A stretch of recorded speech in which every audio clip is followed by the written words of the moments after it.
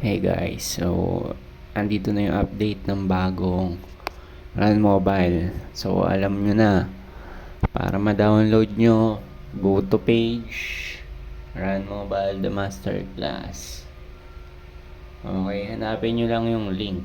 So ayan o, server are now up. Enjoy the times 2 for 12 hours. So guys, ayan. Punta lang kayo dito. Ayan o, Mediafire. Click nyo yung Mediafire. Automatic yan. Click nyo download, yung arrow sa gitna. Continue.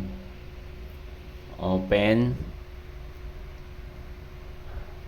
Okay, download anyway. Antayin nyo lang matapos yan.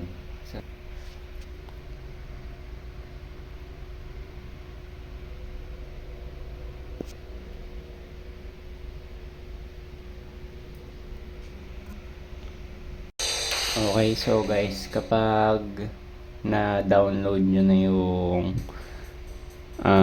APK, make sure na nakapag-ano kayo. Laki ko. So, yun nga guys, no. Pag na-download nyo na yung APK, ang gawin nyo, mag-ano kayo, mag-clear kayo muna ng mga space sa cellphone nyo kasi baka ang mangyari app not installed nakalagay. So, kailangan malaki yung space nyo sa cellphone. Tapos, i-restart nyo yung cellphone nyo. Tapos, mada-download na yan. Okay? So, ayun. Kailangan nyo lang na mag-update palagi sa Run Mobile page para just in case magpalit sila ng APK. Doon nyo lang makikita yung download link.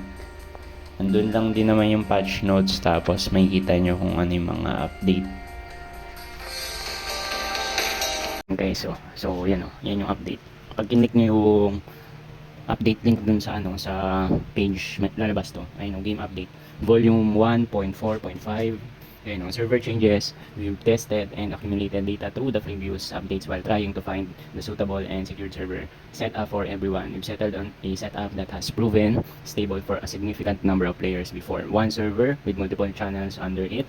And now, Masterclass server with 5 channels. So, okay, 5 channels na yan guys, 5 channels. And we're the Masterclass B and Masterclass VIP. Where's the Masterclass B and VIP? So, ayan.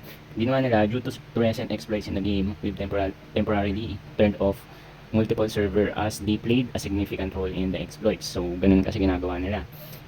Ng mga player, basta may mga ginagawa kasing kababalaghan yung iba. And what will happen if servers are full? In the upcoming days, well, we will release an official new server Alab. Okay, yun yung bagong server Alab, which will be a separate server from the Masterclass. So, ibang server na yun guys, no?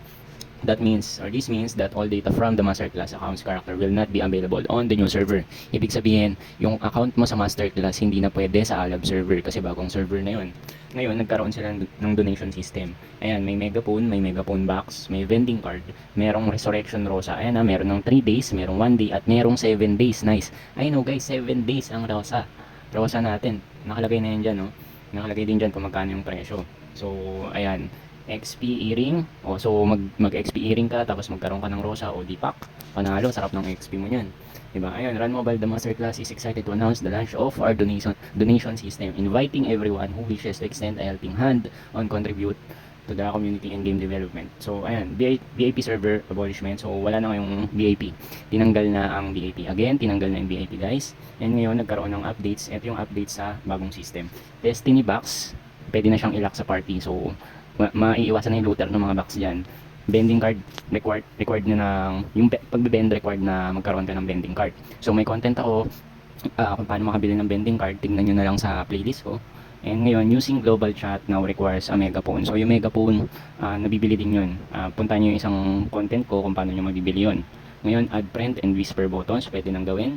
Market has been reverted to the original classic on 1 for maximum nostalgia effect. So yan, binalik na yung dating classic market na map. And NPC are now available. NPC are now have vending cards pala. O yun, so yan. Ayun, makikita nyo yun kung nasan yung NPC na yung pagbibilan. Nandun sa content ko, pinakita ko yun. Ngayon, indicator when there's an XP bonus event ongoing. Makikita na yun, ayun yung nandun sa pinakataas ng system sa baba ng mga bug inventory, etc. etc. And donation items bot will be sent through email or mail. So ngayon, nakalagay na din dyan yung mga bug fixes. Kaya na bahala dyan, tingnan nyo na lang yan. Basta yan, and yung minimap, system shot, adjustment sa overall skills, and item information na makikita na sa vending window. And all character stat points were reset to calculation of 5 stat point per level. Ayan, Spear 5 quest reset for all. Okay, speed up Destiny box, damage, remove, Shaman skills weaken, nerf, debuff, and fix some bug that bug chat colors. Okay, so yan, fix bug on character creation. Pwede na kayong gumawa ng character, and Resurrection Rosa bundle trade disabled. Okay, so ngayon hindi na siya nati-trade. Meaning, sa ano na lang kayo bibili? Sa paisa-isa. Yung bundle, hindi siya pwedeng, hindi siya pwedeng, ang alam ko, hindi siya pwedeng ibenta ng nakabox pa. So, ayun guys. And ito na yung future na pagbibila na Rosa. So, ayan, tignan nyo na lang guys, no? Sa mga susunod na update, baka pwede na tayong makabili dyan. Ngayon, hindi ko pa sure kung paano, pero i-update ko kayo sa susunod. Okay, so yun lang guys. Maraming salamat. See you sa next content.